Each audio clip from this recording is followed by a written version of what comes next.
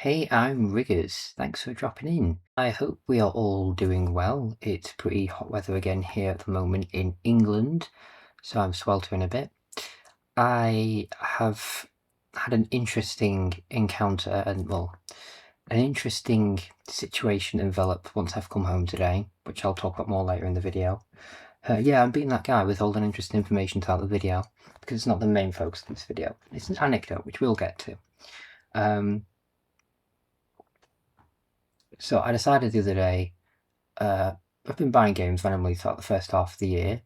It'd be cool to challenge myself for the second half of the year, July, August, September, October, November, December, to not be spending any of that money on shit, because obviously I have enough, games and other assorted novelty hobby stuff to keep me more than occupied for all that time. So what I'm going to go through in this video is my last, all this arrived at the same time, which is quite convenient and useful, apart from the item yesterday, which was, well, that's another anecdote. But yeah, I've got a big thing of stuff here which I'm going to go through. I don't really do like gaming pickups videos and stuff, but this is my last, say my last gaming haul of 2026, because I'm not, other than a couple of games I'll pre-order when they're coming out, I'm not buying any other gaming stuff, just like 3 or 4 new releases when they come out, and then that's it for the whole of 2026. My only exception to the rule is going to be if anything breaks. Like, for example, worst case scenario, if my PlayStation 3 broke and I couldn't fix it, I get a new one. But other than that, I've stipulated to myself, written down some rules, sensible adult time, savings, all that good stuff. Do some serious work on my backlog as well. And if for whatever reasons I did break my promise and actually did buy games and stuff, I'm forcing myself to donate to charity for any purchases I make throughout the entire rest of the year. WWF, I talk too fast sometimes, I apologise, because I care a lot about animals and giving back to nature and all that good stuff. So I will be donating between, well, at least £5, if not £10, well, let's say £10, and that's a good idea. Maybe I should donate £5 more than the last time for every time I buy something when I shouldn't have done. Anyway, so yes, this is my, just check the time. I have to do that, otherwise I can't see the time on my camera. Right, 2 minutes 40 seconds in. So yeah, I've blathered on enough. Let's get to the gaming hauls. This is going to be a long video. First of all, the disc is sliding around. The case kind of broke in transit, so there's that. Oh dear. So ignore all the sweatiness of my hands. It's grim and horrible. But this is the disc. You probably can tell. I hope it's a bit manky. But like, if I just give it a bit of white, yeah, it's just like condensation and shit. So that's all very nice. Crazy Taxi 2. I've only ever played the PSP. I'm gonna say censored version. Well, is that the right terminology? If it's had like, all the brandings like KFC and stuff, and all the soundtrack changed. Let's call it the lobotomized version. Oh hell no. No, no, no, no, no, no, no.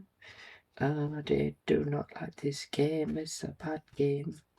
Let's fold it over and yeah, that's better. Sega GT's nice. And we've got the lovely, disgustingly oversized billion languages manual. Very nice. I should be putting the disc in the back because the spindles at the front always seem to broke in my Dreamcast cases. Oh dear, proper falling apart.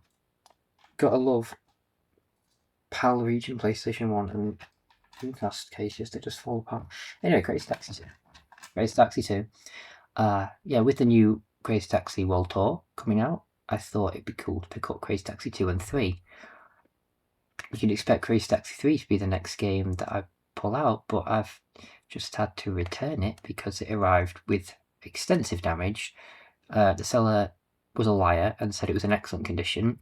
The entire inner ring of the disc, I'll put images on screen, was gouged out and the disc was unusable. The amount of games I've been sent or bought over the years with that sort of damage, they never work. They're essentially a coaster with a funny pattern on top. It's a colourful coaster, may as well put my cups of tea on it. It's not a game anymore, the game is gone. It should have been binned, not sold It's outrageous the person was naive enough to sell it. Either that ill-informed or they just don't care. But whatever. I'll be getting my money back from that. I'll be insuring that. And I also ordered Crazy Taxi for the GameCube, but that's not arrived yet. That's like the only part of my various orders that hasn't arrived. But I do actually own Crazy Taxi on Dreamcast already. I just thought it'd be cool to get the GameCube version as well. This is my Dreamcast copy that I've had for a few years. The disc is a bit dodgy. It's crashed a couple times, but Crazy Taxi. What's that song they use in the trailer? I'm crap with song names that aren't from our system really familiar with. The one that's like yeah, you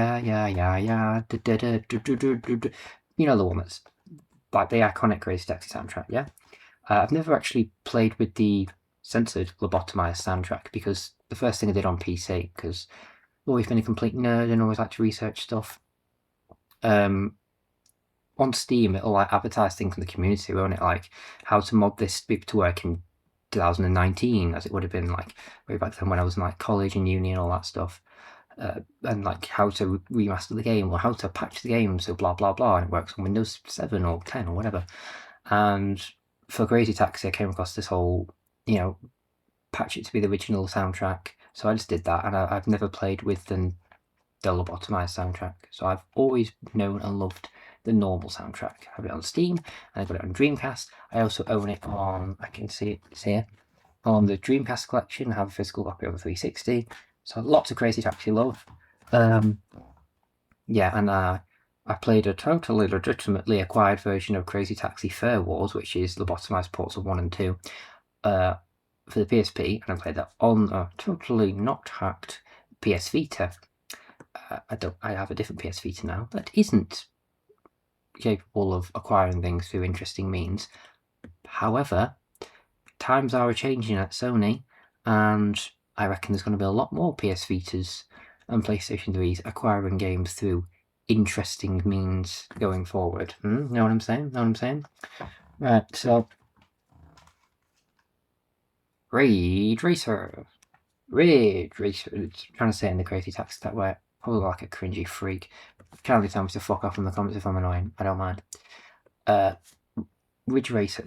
I love racing games, right? One thing you know about me. I love racing games. Midnight Club, Project Gotham Racing, flat out. Dirt, the Formula 1 games, Grid, Gran Turismo, Forza, Motorsport and Horizon, Valley Sport Challenge, Burnout, whatever it may be. I love racing games. Ridge Racer is one I've never played before. I don't know how. It's just always passed me by. So I saw a cheap bundle of Japanese region Ridge Racer games, and I thought, you know what? NTSC region games run better than PAL. I have a Japanese PlayStation 2. It's a racing game. I don't need to understand how to read Japanese to play it. So I'll just get them. And they'll run better than my current. Well, they'll run better than they would have done in PAL. So, that is Ridge Racer.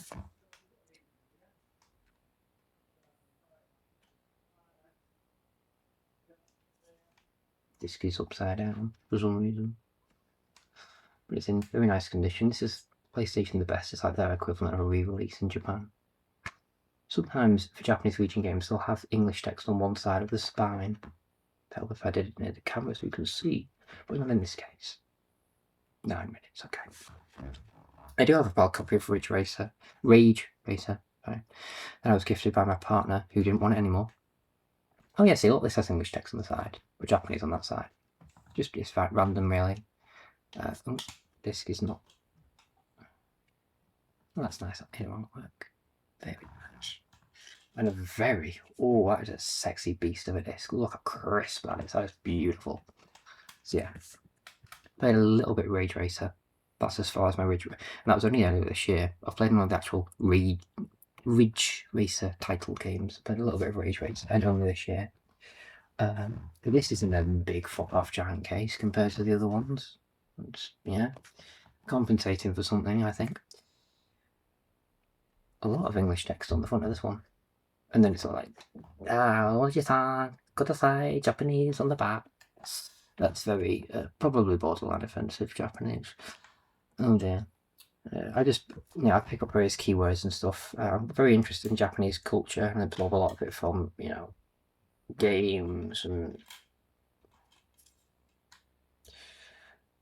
I read English translations of Japanese novels. I just love reading all about the culture and just like how they use their honorifics, their san, kun, chan, uh, just all the values of respect, what's acceptable, what's shocking in their culture, their societal norms, the sorts of things they eat, just everything from an economical, historical perspective. It's just, I find it an interesting place. And we've got Ridge Racer Revolution with a very cheerful looking woman on the back. Nice little fancy disc. It's a very nice disc box for these. And all the discs are in quite nice condition. A little dusty, but otherwise in very nice condition. Let me angle my microphone a little bit more towards my voice. But yes, I am all very pleased with all of that.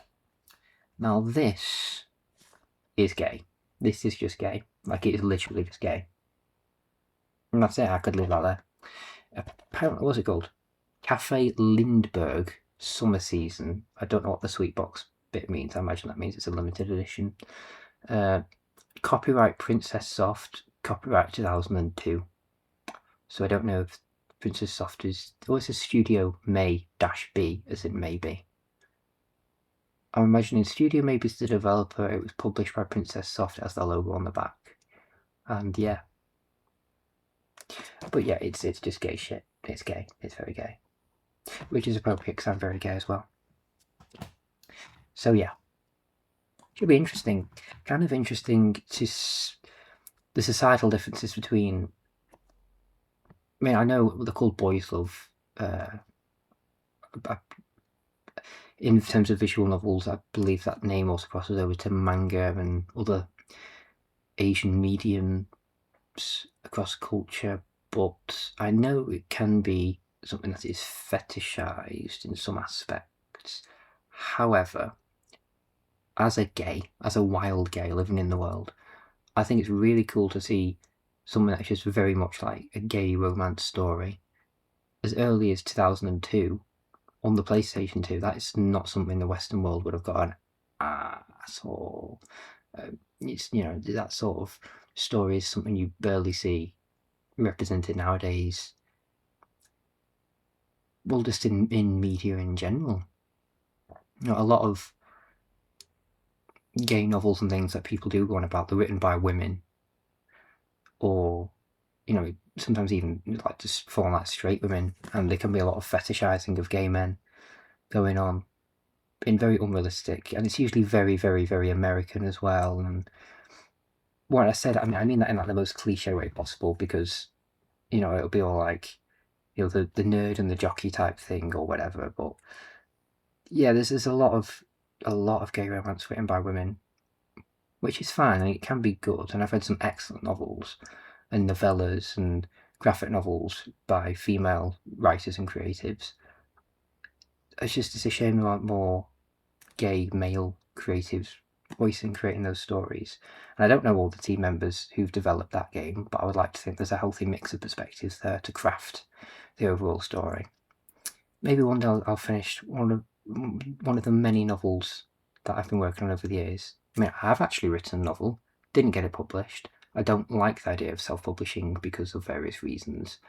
It just feels a bit of sort of like just sort of chucking it out the window and like, oh, who cares? But yeah, I did finish a novel several years ago, in 2022. Whether I ever put it out there, I don't know. But yeah. So moving on to the next thing, I have this giant box of a PS Vita game. It is huge. It's ginormous. Yes, Anime Man. Hello. I promise I'm not that thirsty when it comes to anime boys. Definitely not. I'm a happily married man. Anyway, visual novels are a medium I've been getting into this year. Well, I mean, I very first experienced one, but I didn't really know what they were back when I was a teenager. It's called Amnesia Memories. Then the Persona games, all their cutscenes and stuff, they're done in a visual novel style, especially when you look at like the dancing games. Not Persona 3 and 5 ones. They're all proper cutscenes. Persona 4 dancing game, Persona 4 Arena and Arena Ultimax, and Persona 3 Portable. They're like very much visual novels with the gameplay bits in between, and then they'll cutscenes from the mainline Persona games or visual novels. And then I've slowly discovered more bits of visual novels and been playing around with some of the other ones. I've been playing one at the moment that's the Japanese name seems to be British Detective Mystery Lady Mysteria or Lady Mystaria, and I'll put the Western art on the screen as well. And you play as this noble woman who ends up recruited by Queen Victoria and becomes a detective. So that's interesting. And it seems to be, it's kind of going to be a sort of mystery type game where you investigate things, kind of like Ace Attorney, which is another visual novel I played. First played that as a child. That'll be the first one I ever played, actually. Ace Attorney as a young child, playing bits of that. And then I completed one of them when I was about 21. And then, yeah, got partway through the second one, then never finished it, sadly. But anyway, visual novels. PS Vita. I love the PS Vita. I've been uploading a lot for the PS Vita lately. You may have noticed, you may have not. You may care, you may not. Haha. Right. So, what's with the big fuck off box? Well, I don't really know. Funnily enough, I don't speak Japanese. But, like, why are you buying games if you can't read the language? I put my phone over it. Translate. Boop. Translate. Boop. Translate. All these Japanese visual novels are fully playable if you have a phone and Google Translate. It's very helpful.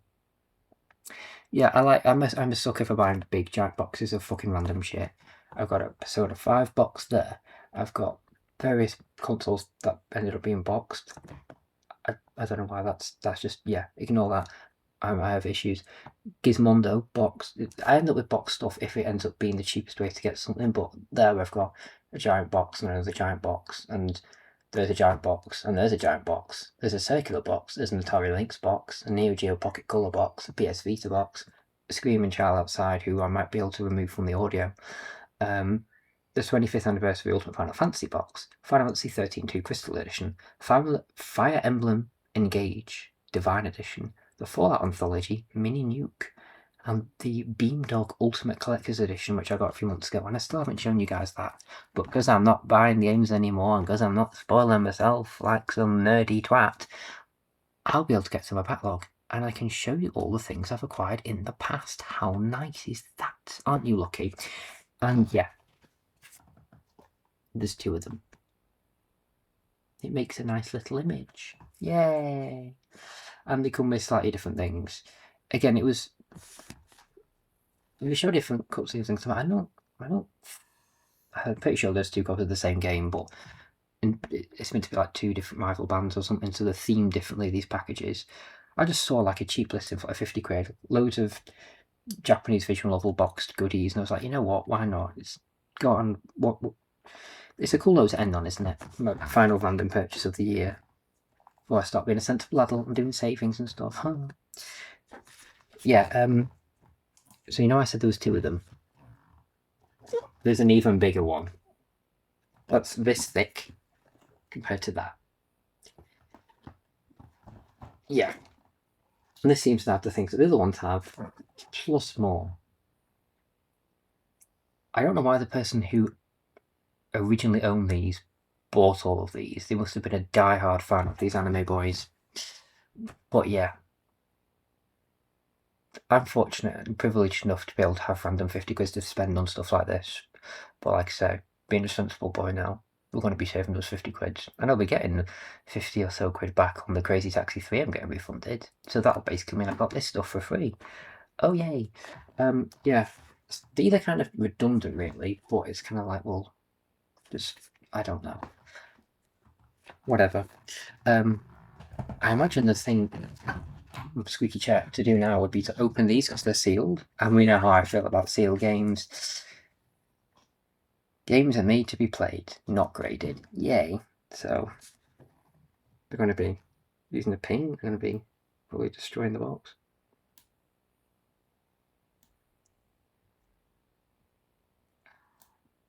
With all my faces. There we go. Oh, no, you stay there. Stupid pin.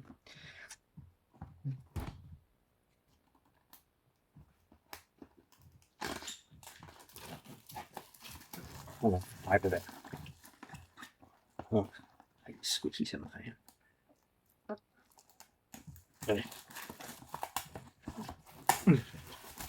There. Get off. Right. Ooh, box. Ooh, the unveiling. Ooh, there is stuff abound in here. Okay, cool. Right, wow. We've got these cute little chibi pins. They look actually really cool. Got little anime boys on pins with food. Japanese culture's so fucking weird. Love it. Oh, look, that one with the cats is well cute. I'm loving these. I might have to put one of those on my lanyard at work. So they're cool. We've got a CD. Doesn't say on the back what it contains though. We've got a leisure activity CD. Idols on Holiday. Is it like an audio drama? They do them sometimes, don't they? We've got a CD. And a CD. Lots of CDs. Let me take off this cardboard layer. And there's another layer to the box. Okay. So we've got like a variety of little anime postcards. How nice. And then there's another. No, there's not. Oh my god, there is. I was just jokingly saying, and then there's another layer, and there really is another layer underneath that. Oh, okay, that backfired in my face. Yeah, we've also got the game on the second layer, and what is this cat? Some sort of sassy cat wizard. I don't know what that is. But yeah, the game, yeah, because that's totally not supposed to be the main. Look how little space that could take up in my life, and I like having things sort of minimised and not having too much clutter. What the fuck am I doing with this box? It's not a gun, by the way. It's me going, stupid. Okay, there. Yeah, it's a smooth layer 2 out the way.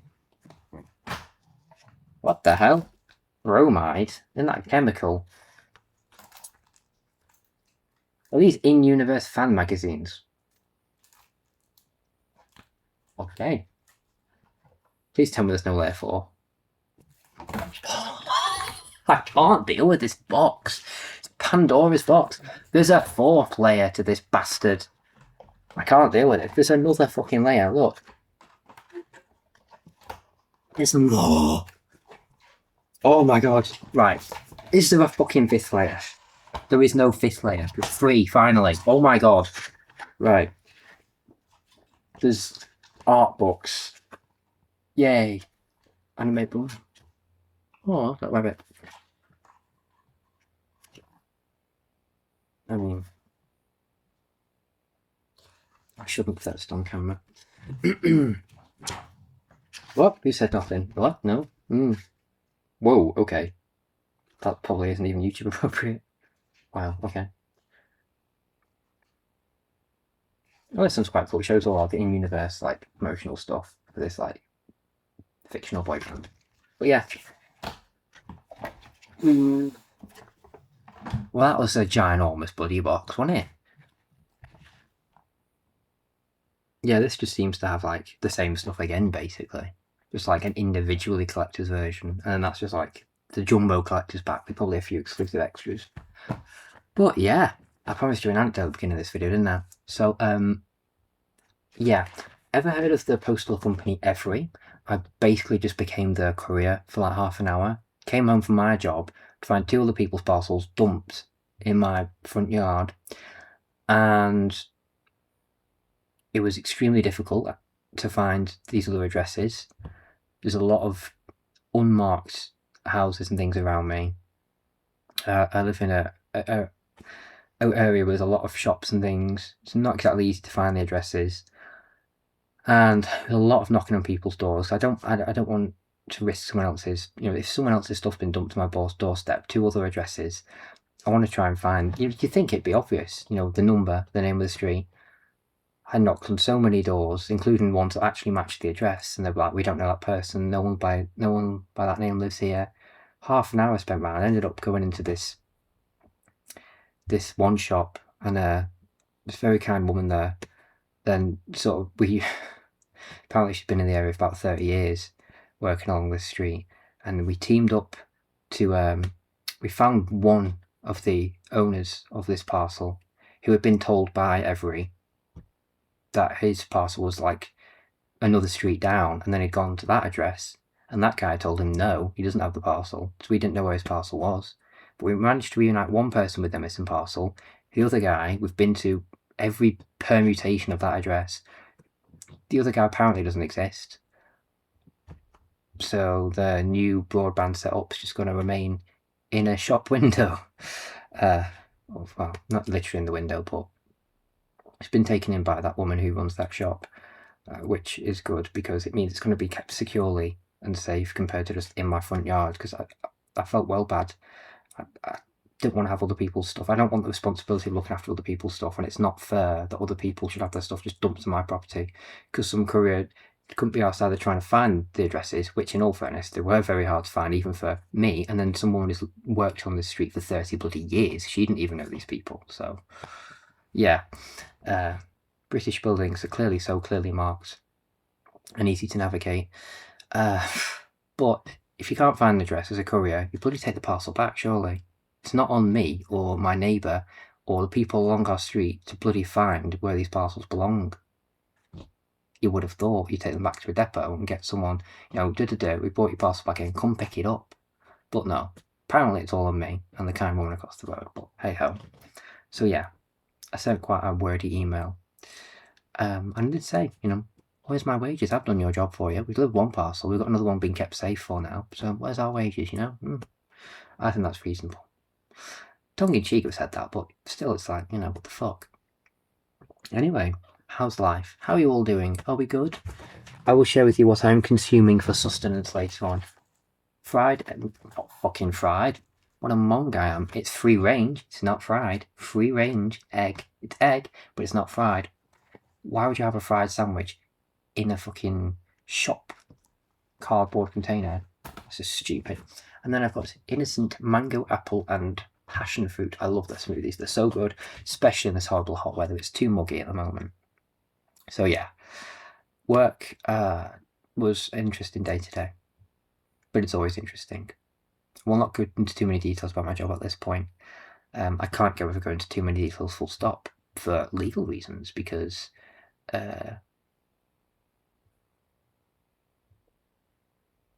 reasons. But yeah, that was my day, and they are the last games I'm buying this year that aren't new releases.